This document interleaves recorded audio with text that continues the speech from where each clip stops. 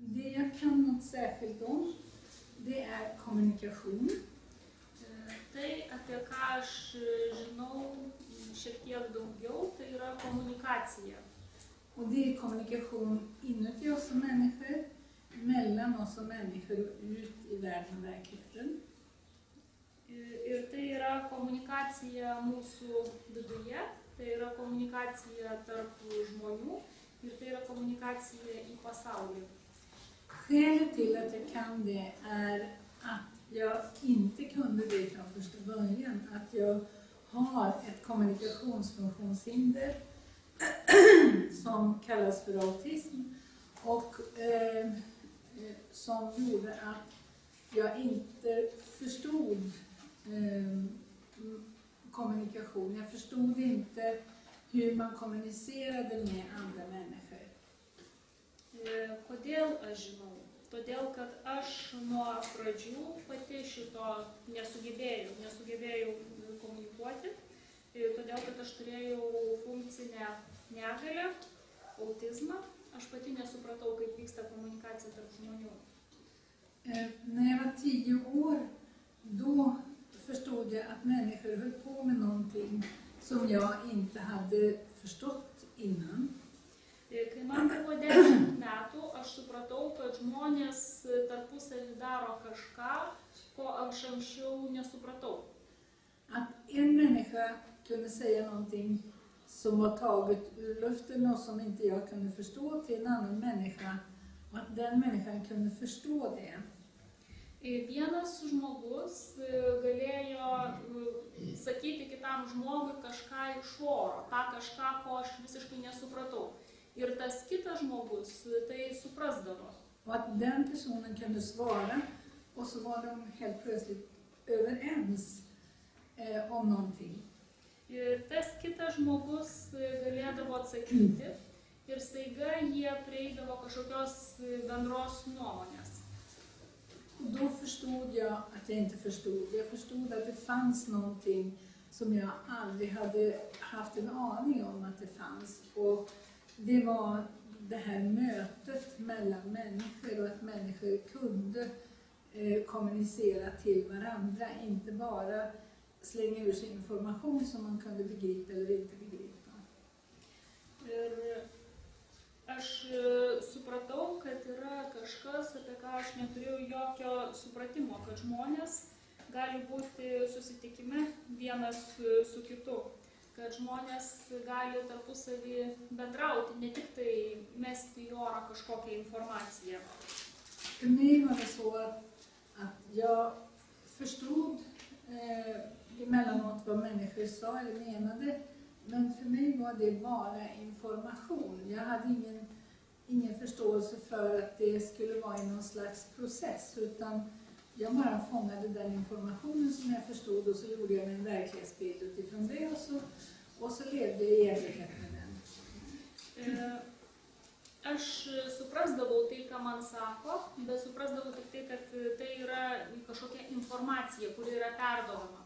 Bet ko aš nesupratau, kad bendravimas yra procesas. Aš tiesiog pagaudavau tai, ką man sakydavo.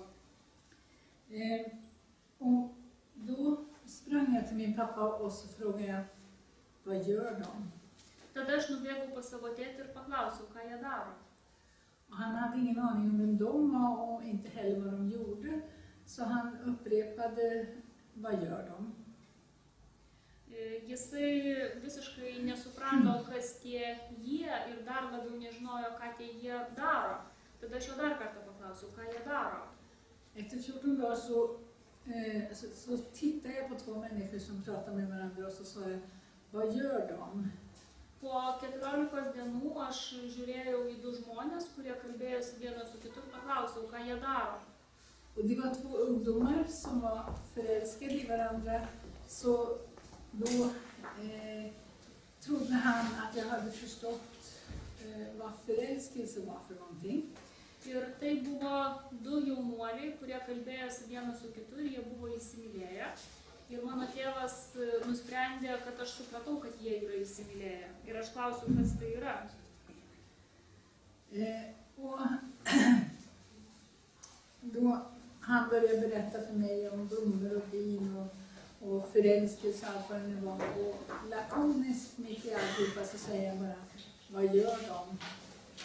Ir jisai tada man pradėjo pasakoti apie gėlytės ir bitutes ir visą tai, kas susiję su tuo, bet aš tiesiog trumpai vėl klausiau, ką jie daro. Och då förstod man att det var fel nivå.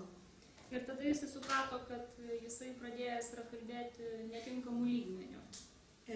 Så småningom så förstod han att jag menade vad är det som sker när någon säger något till någon annan och att den kan svara. Ir po truputį jisai suprato, kad aš noriu žinoti, kas vyksta, kai vienas žmogus sako kažką kitam žmogui, o tas atsako. Och det visste han inte alls hur han skulle förklara, men eftersom jag hade tränat framför en spegel i många år så började han med att jag skulle titta på de flickorna när de pratade och så skulle jag se hur de såg ut i ansiktet och så skulle jag springa in till min spegel och så skulle jag titta om jag såg likadan ut i ansiktet. Ir jisai man negalėjo paaiškinti, kas čia vyksta. Bet kadangi aš labai mėgdavau treniruotis prieš veidrodį, tai jisai man pasiūlė žiūrėti į mergaitės, kurios tarpusavį kalbasi, tada bėgti prie veidrodžio, bandyti atkartoti tą, ką jos daro, tada vėl bandyti nubėgti prie jų. Och så sa han att om det du ser i spegel inte ser likadant ut som det du tittade på, så är det det som är i spegel som du kan ändra på. Ir jisai pasakė, jeigu tai, kad tu matai veidrodyje, netitinka to, ką tu matai tose mergaitėse, tai su veidrodžiu kalbėdama tu tą gali pakeisti. Och efter ett tag så såg jag att det inte alls så likadant ut som den flickan som var förälskad och som jag tittade på, och så tittade jag på mig själv i spegel och det fanns inte någonting som stämde överens med det. Ir netrukus aš pamačiau, kad tai, ką aš atkartoju veidrodyje, galbūt visiškai netitinka to, ką aš matau. Kaip pavyzdžiui, aš mačiau mergaitę, kuri buvo įsimylėjusi, tai aš veidrodyje niekaip to nepakartojau. Och så började jag öva på att förändra mitt ansiktsuttryck. Tada aš pradėjau treniruotis, keisti savo veido išraišką. Och jag försökte till exempel att le och det såg mest ut som en grimas. Aš stengiausi, pavyzdžiui, šypsotis ir tai daugiausiai atrodė kaip grimasa. Men så var det vid ett tillfälle så fick jag någon information som gjorde att jag, alltså en information som jag tyckte om. Och då helt plötsligt så såg jag att den där grimasen blev ett leende. Bet vieną kartą, vieno atvejo metu, aš gavau kažkokią informaciją, kuri man patiko. Ir tada aš veidrodyje pastebėjau, kad aš nusišypsojau, kad tai nebebuvo grimasa, bet tai buvo šypsena. Då förstod jag att det var inte hur själva ansiktet såg ut som gjorde att det blev ett leende, utan det var hur man tänkte på insidan eller hur man förstod saker och ting som ändrade utseendet. Och det var för mig en helt ny värld och verklighet. Det blev en hel revolution för mig att helt plötsligt veta att det som finns på insidan tar sig uttryck i en människa, och att då blev jag väldigt intresserad av vad som kom ut ifrån andra människor i deras atmosfär när de pratade eller agerade eller gjorde någonting. Ir tada aš supratau, kad ne pastangos judinti kažkaip veidą padaro tą išraišką, bet tai, ką aš galvoju, tai, ką aš suprantu, nuo to mano veidas pasikeičia. Ir aš pradėjau suprasti, kad tai, kas yra viduje, tas duoda išraišką į išorę. Ir nuo tada aš labai pradėjau domėtis kitų žmonių komunikaciją. Med tiden så förstod jag att människor normalt sett har en en slags känsla för saker och ting, en slags upplevelse, känsla, förnimmelse. Alltså det är någonting som gör att det de säger bärs ut till den andra. Ir su laiku aš supratau, kad tas jausmas, kurį žmonės turi, kažkoks išgyvenimas, kurį žmonės turi, kad tas jausmas perdodamas yra su tuo, ką žmogus sako.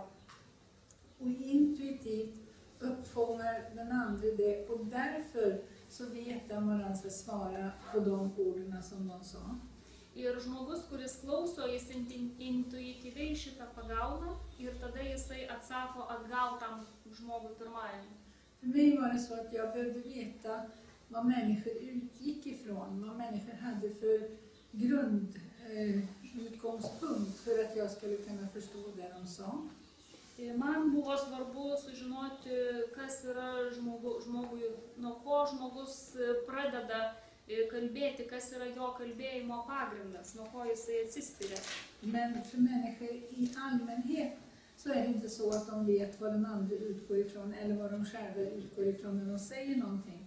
Utan det bärs av något som kallas för kontext, eller som jag brukar säga, att den bädden man lägger det man säger på, den bädden den känner den andra av och därför förstår den det som sägs. Tačiau žmonės dažniausiai jie nesigilina į tai, koks yra pagrindas, nuo ko atsispiria tas žmogus, kuris kažką sako. Jie tiesiog mato kontekstą ir iš to konteksto sprendžia. Och då, det som jag har förstått med åren, det är just det att det känslomässiga, det som finns inuti människor, det som skapar den bädden, det som föregår det människor säger, och det har den största betydelse för hur det blir uppfattat av en annan person. Ir su laiku aš supratau, kad jausmai esantis viduje, kad jie yra perduodami su kalbėjimu ir jie turi didžiausią svarbą tam kitam žmogui, kuris supranta, kas yra sakoma. Och det leder till att om det är så att människor är i det primära, det som råder när inget annat råder, det som finns i sig själv. Ir pamažu aš supratau, kad jeigu žmonės yra pirminėme lygmenyje, tame, kuris yra tada, kada jau nieko nebelieka, även om de gör något i det sekundära eller pratar i det sekundära, net jeigu jie būdami tame pirmume daro kažką antrinėme lygmenyje arba sako kažką antrinėme lygmenyje, så finns det två olika sidor av det primära som styr den känslomässiga bädden eller den kontexten som saker och ting sägs i. Ir tame pirmume yra dvi pusės, kurios valdo tą, kas yra sakoma. Om en person är i tillit, i trygghet, i tillfredsställelse inuti sig själv och i gemenskap, om en människa är i det som vi har med oss från det vi blir till. Jeigu žmogus yra pasitikėjime, jeigu jis yra saugume, jeigu jis yra bendrystėje, jeigu jis yra toje būsenoje, kuri mums yra pažįstama nuo tos akimirkos, kai mes prasidėjome, då kommer människan att vara starkt öppen och sårbar. Tada žmogus yra stiprus, atviras ir pažeidžiamas. Den kommer att vara helt närvarande här och nu. Tada žmogus yra visiškai čia ir dabar. Och i möte med den andra, i intimitet med sig själv och möte med den andra, Jis yra intimume su savimi ir jis yra susitikime su kitu žmogumi. och det som händer då, det är att det spelar ingen roll om det man säger är primärt eller sekundärt. Det har ingen betydelse om det är existentiellt eller om det är elementärt. Ir tada yra visiškai nesvarbu, ar tai, ką jisai sako, yra iš pirminio lygmens ar iš antrinio lygmens, ar tai yra egzistenciniai dalykai, ar tai yra elementarūs antrinio lygmens dalykai. Om den andra är i samma läge, då uppstår ömsesidighet. Jeigu kitas žmogus, su kuriuo yra bendraujama, jeigu jis irgi yra tokioj pačioj būsenoj, tada atsiranda abipusiškumas. Om däremot en person är i det primära rädd, Bet jeigu tas kitas žmogus pirminėje būklėje yra išsigandęs, då har den personen misstro mot sig själv. tada tas žmogus nepasitikė savimi. Och då kommer det den säger att vara laddat med värderingar eller föreställningar eller utgå ifrån dogmer som gör att den här bädden blir villkorlig på ett eller annat sätt och känslomässigt laddad. Žodžiu, tai, ką jisai sako, tai yra įkrauta vertinimais, dogmomis. Och